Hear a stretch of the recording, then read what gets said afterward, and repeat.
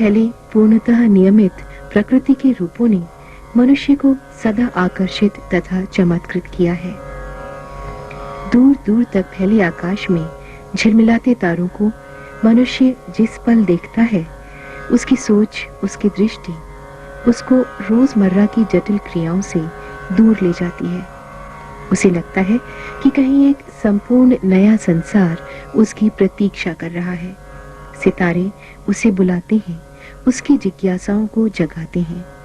वह सोचता है कि हम कौन हैं, हमारे जीवन का उद्देश्य क्या है, हम किस स्थिति में हैं और हम क्या हो सकते थे। मानव रचना सृष्टि के विकास क्रम में उच्चतम सोपान है। विकास की प्रक्रिया में मानव चंद्रमा व मंगल तक पहुंच गया है, अर्थात उसने बौद्धिक और भौतिक विकास की ऊंचाइयों को तो प्राप्त किया है, परंतु उसकी मानसिक और आत्मिक चेतना कहीं पीछे छूट गई है।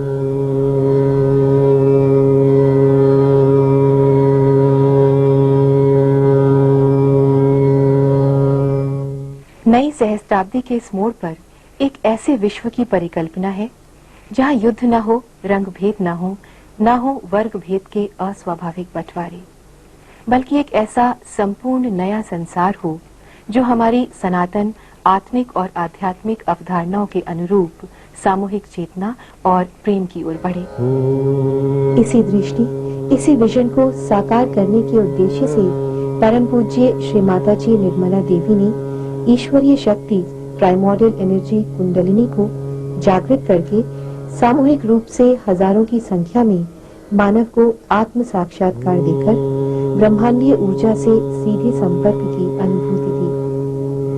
यह एक अभूतपूर्व ऐतिहासिक घटना है, सहज योग है, महायोग है, जो श्री माता जी की अपनी संकल्प शक्ति के कारण ही संभव हो सका।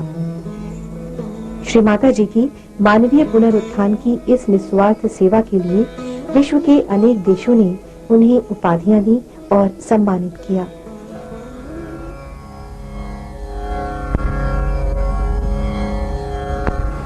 श्री माता जी एक ऐसा सार्वभौम व्यक्तित्व है जो प्रेम, सुहृदयता, आनंद, कांति, आधिपत्य, गरिमा, कोमलता, अश्रु, चिंता, मातृत्व, संकोचशीलता, विजय उल्लास, हंसी और सामान्य विनोदशीलता की गहन भावनाओं को प्रतिबिंबित करती हैं। श्री माता जी निर्मला देवी का जन्म 21 मार्च 1923 को मध्य भारत स्थित छिंदवाड़ा नामक स्थान पर हुआ। उनके पिता प्रसाद राव साल्वे विख्यात स्वतंत्रता सेनानी थे और केंद्रीय विधानसभा के सदस्य रहे थे। वह महाराष्ट्र के शासक शालिवाहन के वंशज थे। निर्मला की मां कार्लिनिया महान विदुषी महिला थी। सर्वप्रिय निर्मला का बचपन खुशियों से परिपूर्ण था। उन्हें पशु पक्षियों और धरती माँ से विशेष प्रेम था। पृथ्वी माँ के स्पर्श का अनुभव करने के लिए वह जूते हाथ में लेकर नंगे पांव ही स्कूल जाया करती थी।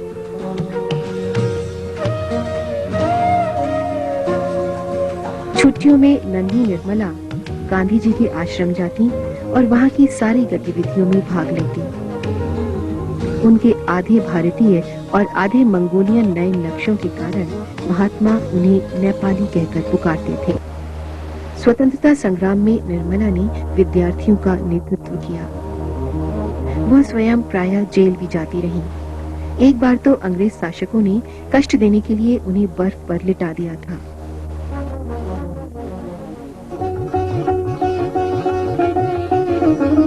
7 अप्रैल 1947 में युवा निर्मला का विवाह इंडियन सिविल सर्विस के अधिकारी श्री चंद्रिका प्रसाद श्रीवास्तव से हुआ। श्रीमती निर्मला देवी ने आदर्श पारिवारिक संबंध बनाए रखने को जीवन में सबसे अधिक महत्व दिया।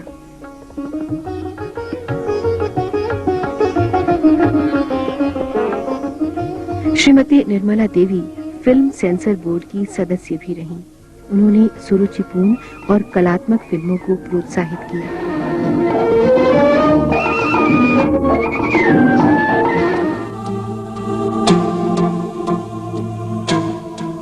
19 1960-70 का दशक ऐसा समय था जब पश्चिम में नए युग की युवा पीढ़ी ने झूठी स्वतंत्रता का दामन थाम लिया था। हिप्पी के रूप में वह कुछ खोज रहे थे।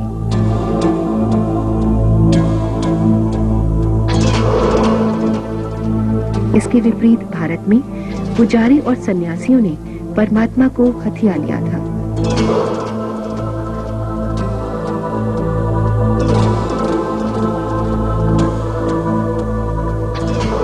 श्री माताजी विचार मग्न थीं कि किस प्रकार गहन अंधकार के वातावरण में आधुनिक साधकों को सामूहिक रूप से आत्म साक्षात्कार देकर सत्य की अभिव्यक्ति की जाए।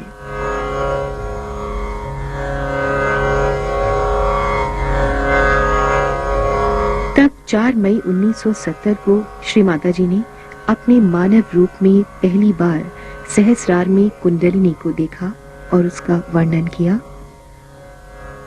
हमारे अंदर स्थित आदिशक्ति परम चैतन्य रूपी कुंडलिनी की किरणों की एक मूसलाधार वर्षा मेरे सिर से निकलकर चारों ओर फैलने लगी।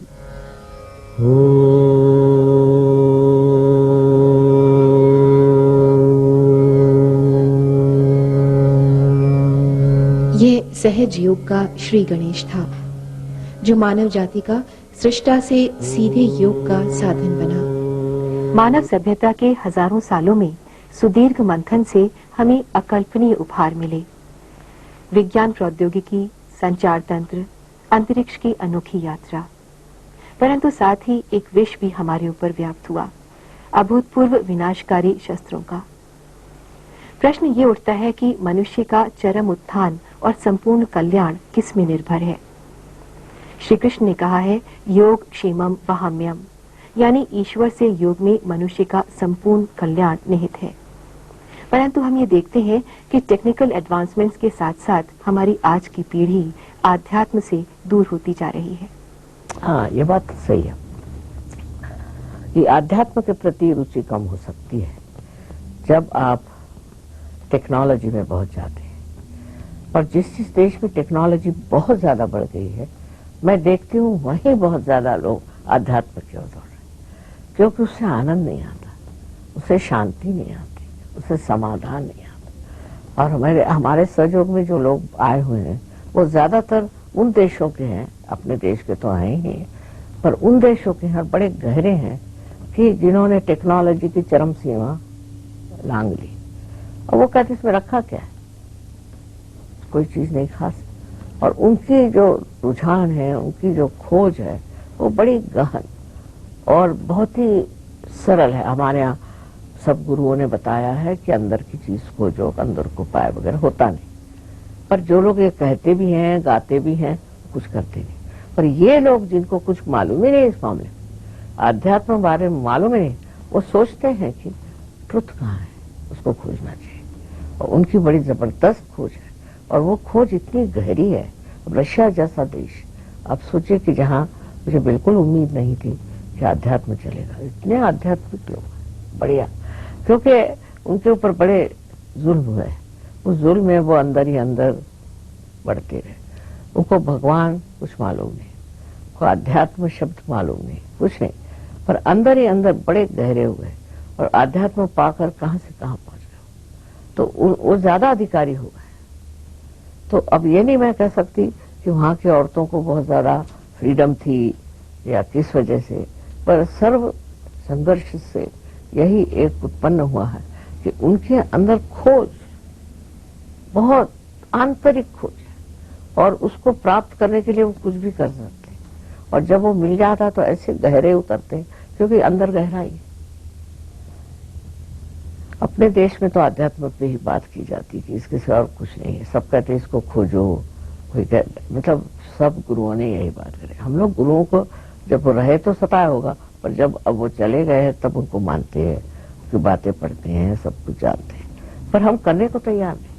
आज अगुरु और कुगुरुओं के बढ़ते प्रभाव में लोग अपनी धन दौलत के साथ साथ अपनी नैतिकता भी विसर्जित करते जा रहे हैं। साथ ही आध्यात्म ज्ञान को आज एक बहुत ही अट्रैक्टिव पैटर्न पर एक वस्तु के रूप में विश्व में बेचने का प्रयास काफी विस्तृत रूप से किया जा रहा है। जिसके कारण जनसाधारण भ्रमित और पथभ्रष्ट हो जाते हैं। ऐसी विषम परिस्थिति में सहज योग द्वारा मानव जीवन में संपूर्ण बदलाव, टोटल ट्रांसफॉर्मेशन लाना कैसे संभव है? विदेश में इसलिए जाती हूँ कि वहाँ के लोगों को खोज है और इस खोज में ही वो लोग डूबे हुए हैं। इतने लोग खोज रहे हैं और वहाँ इस पर बहुत कुछ लिखा भी गया है। हमारे जो किताबें हैं उनको भी लोगों ने भाषांतरित कर लिया, ट्रांसलेट करके उसको पढ़ते हैं। आश्चर्य की बात है वो इतना संस्कृत भी पढ़ते हैं, तो इतना कुछ मालूम है उन लोगों को। फिर यहाँ से कुछ गलत किस्म के गुरु पहुंच गए वहाँ, उन्होंने उनको पढ़ाना शुरू कर दिया, तो उनको वो चीज मिली नहीं, पैसे ऐसे बहुत ले लिए। उसके बाद जब हम पहुंचे तो वो हैरान हो गए कि ये तो अनुभूति देती है और इनमें पैसे में वगैरह कोई इंटरेस्ट नहीं। उससे ये लोग बड़े ही हमसे नजदीक आ गए, क्योंकि छल कपट करके जो ये लोग करते हैं बातें और इस तरह से लोगों को बेवकूफ बनाते हैं अध्यात्म में, वो कितने दिन तक चल सकते हैं। लेकिन हमारे साथ जो एक बार जुट गए सो जुट गए। अब 30 साल से ये कार्य हम कर रहे हैं और ये लोग बहुत ही गहरे चले गए, इस खोज में बहुत गहरे चले गए। दूसरे ये कि इनको इनके घर से, समाज से प्यार का आभास भी नहीं हुआ, तो मुझे देख करके उनको वो प्यार मिलने लग गया। उस प्यार से और वो प्लावित हो गए और एकदम बदल गए, इतने बदल गए कि अब आप सोचिए जर्मनी के लोग हैं, इतने प्यारे हो गए हैं, इतने स्वीट हो गए हैं और इतने दिल खोल करके बात अपनी करते हैं। और उनको बड़ी लज्जा आती है कि हमारे देश में ये सब ऐसी गलत चीज है। न जाने कितने देशों में हम कार्य कर रहे हैं, पर ये सहयोगी बताते हैं कि 86 नेशंस में हो रहा है ये कार्य। तो अब हम तो इतने देशों में गए नहीं। होता क्या है कि एक आदमी पार हो गया, वो सीख गया, 1 साल में वो एक्सपर्ट हो जाता है, फिर वो कहीं गया, फिर वो औरों को करता है। इस तरह से चीज बहुत बढ़ रही है और इतनी बढ़ गई है कि समझ में नहीं आता कि हम कैसे इन देशों में सब में जा सकते हैं। पर वो लोग आते हैं जहां भी हमारे प्रोग्राम होते हैं, तो ऐसे देशों में से जैसे कि बेनिन है, एक देश है उसका नाम है आइवरी कोस्ट, जहाँ के बिल्कुल बेचारे सारे मुसलमान हो गए थे। और इसलिए मैंने पूछा तुम लोग मुसलमान क्यों हो गए, क्योंकि कहे हमने फ्रेंच लोगों के देखा कि इनमें बिल्कुल नैतिकता नहीं, इसलिए मुसलमान हो गए। अब वो सब सहयोगी हो गए। इस तरह से हर जगह सहयोगी बहुत ज्यादा बढ़ रहे हैं और जो लोग फंडामेंटलिस्ट लोगों से तंग हैं वो भी आना चाहते हैं सहज में। इस तरह से जैसे कि सब चीजों से त्रस्त जो लोग हैं, दूसरे जो खोज रहे हैं, ऐसे एक बड़े बड़े समूह हैं, ये लोग आ रहे हैं। और इन्होंने पहले ही ऐसे कुछ ग्रुप्स बना लिए थे कि वो ग्रुप्स के ग्रुप्स आ रहे, तो उसमें मुझे कोई दिक्कत हुई नहीं, क्योंकि सब चीज पहले ही इन लोगों के मन में थी और उनकी जो आदर्श था वो उन्होंने शायद मुझ में पाया, तो वो सब मेरे और आ गए और इसको प्राप्त किया। विशेषता सहयोग की ये है कि हम धर्म को बंधन नहीं मानते, किसी देश को बंधन नहीं मानते, किसी क्रीड को, किसी रेस को हम बंधन नहीं मानते, किसी भी चीज का बंधन नहीं। मनुष्य को मनुष्य मानते हैं और सारे धर्मों का हम आदर करते हैं, पर धर्मों का और धर्म तत्वों का, न कि उसके जो भी प्रयास कर दिए धर्मों में। और इस तरह से जिस भी धर्म में लोग होंगे वो सब इसमें कूदते हैं और वो सोचते हैं कि हमें अब एक असली धर्म मिल गया। सहज योग में कुंडलिनी जागरण से मनुष्य का ईश्वर से योग हो जाता है।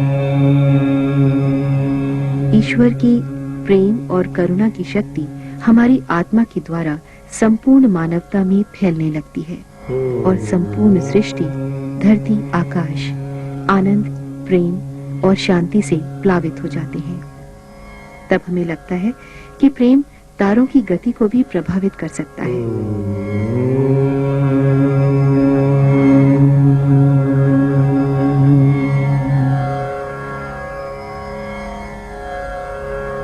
सामान्य धारणा के अनुसार योग या सहज योग अभी तक व्यष्टि यानी इंडिविजुअल के विशेष प्रयास जैसे कठिन तप तक ही सीमित था। आज आपके दिव्य मार्गदर्शन में यह कार्य समष्टि यानी सामूहिकता में हो रहा है। विश्व व्यापक स्तर पर जन साधारण तक ये कैसे कार्यान्वित हो सका है? आज तक सब बड़े बड़े अवतरण हो गए, साधु संत हो गए, सब हो गए, उन्होंने अध्यात्म की बात की, पर वो अनुभूति नहीं दे पाए थे। बगैर अनुभूति के जब मनुष्य किसी चीज को प्राप्त करता है तो उसमें उसको विश्वास नहीं होता। कुछ हमने काम तो ऐसा किया नहीं, सिर्फ ये कि हमने इस चीज की खोज लगाई कि अगर ये कार्य अनुभूति का अगर सामाजिक तरह से मास अगर हम कर सकें तो इसका असर ज्यादा अच्छा होगा। कोई सी भी चीज एक व्यक्तिगत रूप से आप पाते हैं, समझ लीजिए आपने इलेक्ट्रिसिटी की खोज लगाई और उसको जब तक समाज के लिए उपयोग में नहीं आएगी तो वो व्यर्थ है। इसी प्रकार हमने ये सोचा कि जो हमें उपलब्धि सहयोग के बारे में हुई थी वो सामाजिक होना चाहिए, आमास होना चाहिए, सार्वत्रिक होना चाहिए, कहना चाहिए कि ये बिल्कुल सामूहिक कलेक्टिव होना चाहिए। उसके लिए हमने जरूर थोड़ी सी मेहनत करी। हमने मनुष्य की जो है अलग अलग गतिविधियां देखी और उसके चक्रों पर ध्यान दिया और देखा कि क्या बात है, क्यों नहीं हो सकता। उसके बाद वो जब हमने जान लिया कि इसके अंदर क्या क्या अड़चने हैं, मानव में कौन सी अड़चने हैं, जब वो हमने समझ लिया तो उसको किस तरह से पार करना चाहिए ये भी हमने प्रयत्न किया उसका। और 1970 को मई में हमने एक ऐसे आदमी को देखा कि जो लोगों को भ्रांति में डाल रहा था। तब हमने तय कर लिया कि ये अब करना चाहिए और उससे हमको इसकी जो प्रणाली है वो उसकी उपलब्धि हुई। तो उससे हम अब ये होता है कि मास रियलाइजेशन देना बहुत आसान हो गया। सृष्टा से हमारी एकाकारिता कराती है कुंडलिनी। कुंडलिनी परमात्मा की ही शक्ति है, संपूर्ण शक्ति, जो मनुष्य की रीढ़ की हड्डी के नीचे के तिकोनी हिस्से सैक्रम बोन में 3.5 कुंडलों में विद्यमान रहती है। आत्म साक्षात्कारी गुरु या महापुरुष के संपर्क में आने पर यह कुंडलिनी शक्ति जागृत हो जाती है और मनुष्य के शरीर के 6 ऊर्जा केंद्रों यानी चक्रों के अंदर से निकलकर सर के ऊपरी भाग में स्थित 7वें चक्र को भेद कर सृष्टा से हमारी एकाकारिता करा देती है। यह एक सहज घटना है, एक जीवंत क्रिया है, मानव के आध्यात्मिक विकास की अंतिम अवस्था है, महायोग है, सहज योग है। कबीर ने भी कुंडलिनी जागृत करके ईश्वर से योग का मार्ग बताया था, परंतु ये मार्ग अत्यंत लंबा और कठिन था। सहज योग में ईश्वर से योग तत्क्षण होता है बिना किसी प्रयास के, जबकि ये समय कलयुग का समय है। ये विधि लिखित है कि इस कलयुग में यह कार्य होने वाला है और इसकी संपन्नता भी होने वाली है। ये हमारे यहाँ पहले ही से सब विदित है और वो जो है लिखा हुआ वही हो रहा है, क्योंकि पहले तो समाज की ये तैयारी होनी चाहिए थी कि वो खोजे। आपको नाड़ी ग्रंथ नाम का एक ग्रंथ है भृगु मुनि का, जिसमें उन्होंने साफ साफ लिखा है कि कलियुग में इस साल आपके यहाँ सहयोग शुरू हो जाएगा और उस सहयोग के शुरू होने से लोगों के जो भ्रमिष्ट बातें हैं या जो गलत रास्ते पे चले गए हैं, जो कलयुग के चक्कर में आ गए, वो सब बच जाएंगे और उनकी कुंडलिनी जागृत हो जाएगी। यहाँ तक उसमें लिखा है कि अस्पतालों की कोई जरूरत नहीं रह जाए। बहुत कुछ बातें उसमें लिखी हुई। तो ये तो विधि है, ये समय आना पड़ता है और ये समय आया है। कलियुग में यही खास बात है कि भ्रांति इसमें मनुष्य में आती है और उस भ्रांति के ही वजह से वो खोजता है। जब अंधेरे में पूरी तरह से भ्रांत हो जाता है तो खोजता है और ये समय है, इस समय में ही ये होने वाला है। स्पाइनल कॉर्ड में स्थित ईश्वरीय शक्ति के 6 ऊर्जा केंद्र या चक्र मनुष्य के संपूर्ण स्नायु मंडल से संबंधित हैं। इन 6 ऊर्जा केंद्रों का नियंत्रण हमारे मस्तिष्क में स्थित 6 ऊर्जा केंद्र या चक्रों द्वारा होता है। इसलिए ध्यान की प्रक्रिया द्वारा जब कुंडलिनी ऊपर उठती है तो मस्तिष्क के शीर्ष भाग जिसको मेडिकल साइंस में लिम्बिक एरिया कहते हैं, और योग में ब्रह्मरंध्र को भेदती है और उसके परे स्थित सर्वव्याप्त शक्ति के संपर्क में आती है। जब योगी गहरे ध्यान में होते हैं तो मस्तिष्क में स्थित थीटा 2 वेव्स में वृद्धि हो जाती है। ये वृद्धि लिम्बिक एरिया की सक्रियता के कारण होती है। इसके अलावा मस्तिष्क के अलग अलग केंद्रों में स्थित विभिन्न मस्तिष्क तरंगों की क्रिया में भी वृद्धि और परिवर्तन देखा गया है। कुंडलिनी की जागृति का असर मनुष्य के स्वास्थ्य पर पड़ता है। इसका वैज्ञानिक महत्व क्या है? क्या कुंडलिनी की जागृति से साइकोसोमैटिक और कैंसर जैसे विषम और असाध्य रोगों से मुक्ति पाना संभव है? सहयोग से बहुतों की बीमारियां ठीक हो जाती हैं, क्योंकि ये जो चक्र है हमारे अंदर, इसी से हमारा शारीरिक, मानसिक, बौद्धिक और आध्यात्मिक संबंध है। जब हमारी कुंडलिनी जागृत हो जाती है तो इन चक्रों को वो प्लावित करती, नरिश करती, उसके कारण उन चक्रों पे जो बीमारियां वो ठीक हो जाती। और उसके अलावा ऐसी बीमारियां कि जिनको हम सोचते हैं ठीक नहीं हो सकती, जैसे कैंसर है, सहयोग में लोगों का कैंसर ठीक हो गया, ब्लड कैंसर ठीक हो गया, बहुत कुछ हो गया, यहाँ तक कि एड्स भी ठीक हो गया। पर एड्स के जो मरीज हैं वो अपने को बड़े अहंकारी हैं। वो सोचते हैं कि हमने बड़ा भारी पराक्रम किया हुआ है, हम मार्टियर हैं, और उनको तो समझ आना मुश्किल है। हमने 5 आदमी ठीक किए फिर छोड़ दिए। और एक है अल्जाइमर के लोग। ये लोग जो बहुत ज्यादा जीवन में बहुत दूसरों पे हावी रहते हैं, कंट्रोल करते रहते हैं, उनको कभी कभी हो जाता है। और वो मरने के से पहले ही उनकी एक साइड ब्रेन की मर जाती शायद, और दूसरी जो साइड है वो चलती है, जो बड़ी एग्रेसिव, बहुत ज्यादा आतताई और बहुत ज्यादा कहना चाहिए वायलेंट है।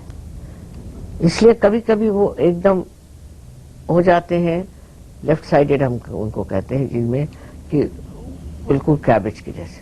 और फिर जब वो जागरूक होते हैं तो उनकी राइट साइड चल पड़ती, तो वो गालियां बकते हैं, ऐसा करते हैं। एक ये बीमारी ऐसी जिसको हमने हाथ नहीं लगाया। पर जैसे ड्रग्स आपकी ठीक हो जाते हैं, हम तो किसी से कुछ कहते नहीं क्या करना है क्या नहीं करना, अपने आप ही हो जाता। कुंडलिनी खुद ही जागरूक होकर के ठीक कर देती है। और इस प्रकार आत्मशक्ति हमारे मस्तिष्क और नर्वस सिस्टम के माध्यम से स्वतः कार्यान्वित होने लगती है और संपूर्ण शरीर और मन दोनों ही रोग मुक्त हो जाते हैं। भ्रांति और अंधेरे से घिरे हुए इस युग में सहज योग किस प्रकार सामाजिक बुराइयों को दूर कर सकता है? वह मनुष्य की कमजोरियों को दूर करके उन्हें भावनात्मक, बौद्धिक और आध्यात्मिक ऊंचाइयों तक पहुंचाने में किस प्रकार योगदान देता है? अनुभूति होते ही मनुष्य समझने लग जाता है। अनुभूति किस चीज से होती है? कि आपके आत्मा का प्रकाश आपके हृदय में आ गया। आपके हृदय में आत्मा का प्रकाश आने से उस प्रकाश में आप देखते हैं कि कौन सी चीज हमारे लिए दुर्गति लाएगी और कौन सी चीज हमारे लिए सदगति लाएगी। जैसे कि आप यहाँ भी प्रकाश है, आप सब देख सकते हैं। अंधेरा होगा तो समझ नहीं पाते, तो उस प्रकाश में मनुष्य स्वयं ही बदलता है। मैं किसी से कुछ कहती नहीं, ऐसा मैं कहती ही नहीं कि तुम ये छोड़ो करो। आपको आश्चर्य होगा कि हमारे सहयोग में कोई ड्रग नहीं लेता, कोई शराब नहीं पीता, कोई गलत काम नहीं करता। 99% कहना चाहिए कोई गलत काम नहीं। इतनी शादियां होती हैं, सब बहुत सुंदर सुचारू रूप से चलती हैं, प्यारे प्यारे बच्चे होते हैं, सब एकदम से। जो एक वर्णन है कि ऐसा साम्राज्य आने वाला है, वो वाकई में परमात्मा का साम्राज्य है। और उसमें कोई भी तरह की कड़वाहट या तकलीफ नहीं होती। एक तरह मनुष्य बड़ा ही सामूहिक हो जाता है, जैसे कि एक बूंद सागर में गिर जाए, जो कबीर ने कहा हुआ, सागर में गिर जाए, वही एकाकारिता आ जाती। ये तो होने का ये है हमारा उत्क्रांति का, इवोल्यूशन का चरम स्थान है, ये हमें प्राप्त होना। इसीलिए हमारे आज तक जो कुछ भी हमारी प्रगति हुई है, जो जो गुरु लोगों ने, जो जो हमारे अवतरणों ने, जो जो हमारे प्रेषितों ने और इन लोगों ने जो काम किया है, उसको फलद्रूप होना है। तो ये समय आ गया। जैसे बीज है, पहले लगाइए तो उसमें मूली आएगी, फिर पेड़ आएगा, उसमें फल आएंगे, फिर फूल आते हैं। इसी तरह से मैं इसको ब्लॉसम टाइम कहती हूँ। इस वक्त इतने फूल खिले हुए हैं, बस उनको फल बनाना कोई मुश्किल काम नहीं। इस ब्लॉसम टाइम में खिले फूलों को फल बनाने के लिए ईश्वर ने अपने प्रेम की शीतल हवा प्रवाहित की।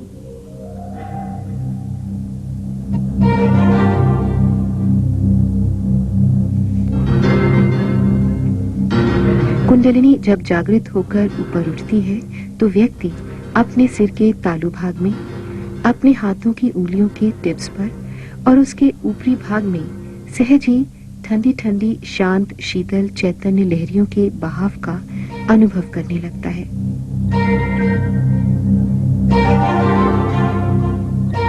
इन्हीं शीतल हवा की लहरियों को श्री जीसस क्राइस्ट ने कूल ब्रीज कहा, इस्लाम में रूह कहा और आदि शंकराचार्य ने सौंदर्य लहरी या चैतन्य लहरी कहा। परमात्मा के प्रेम की सर्वव्याप्त शक्ति द्वारा ही यह शीतल हवा प्रकट की गई है, जिसे हम ग्रॉस सेंसेस पर अनुभव करने लगते हैं। इस स्थिति में हमारी मानवीय चेतना ह्यूमन कॉन्शियसनेस ईश्वरीय चेतना डिवाइन कॉन्शियसनेस में परिणित हो जाती है और हम मनोदैहिक शरीर के 3 आयामों की सीमाओं से परे चौथे आयाम की स्थिति में आ जाते हैं। मानव जाति के चरम विकास के लिए क्या आवश्यक है? मैं तो यही कहूंगी कि सबको अपने अंदर सत्य को खोजना चाहिए, उसके बगैर कोई मार्ग नहीं है। जब तक आप अपने अंदर बसे हुए सत्य को नहीं खोजते, तब आप असत्य के रास्ते पे चलते हैं और उसी से ये सब चीजें हो रही हैं। जब आप सत्य में आ जाते हैं तो आपको कोई विधि विधान नहीं चाहिए, आप अच्छा ही कार्य करते हैं। इसलिए सत्य की खोज सबको करनी चाहिए और आप प्राप्त भी कर सकते हैं। यही मैं चाहती हूँ कि सब लोग, विशेषकर आदमी लोग, सत्य को खोजें। समस्त मानव जाति एक ही विराट परिवार की प्रतिनिधि है। यही आंतरिक कड़ी सभी मनुष्यों को एक दूसरे से जोड़ती है। बाहरी दूरियों से अधिक यह आंतरिक बंधन सुदृढ़ है और ऐसी स्थिति में परमात्मा भिन्न भिन्न नहीं हो सकता। सत्य की इसी खोज से हम अलगाव के असत्य से दूर होंगे। इसे ही उपनिषद के रचयिता ने कहा है, अंधेरे के उस पार मैंने सूर्य की तरह जगमगाते उस परम तत्व को देख लिया है। इसे जानने पर ही हम मृत्यु से विजय पा सकते हैं। अमरता से हमारा सेतु यही है।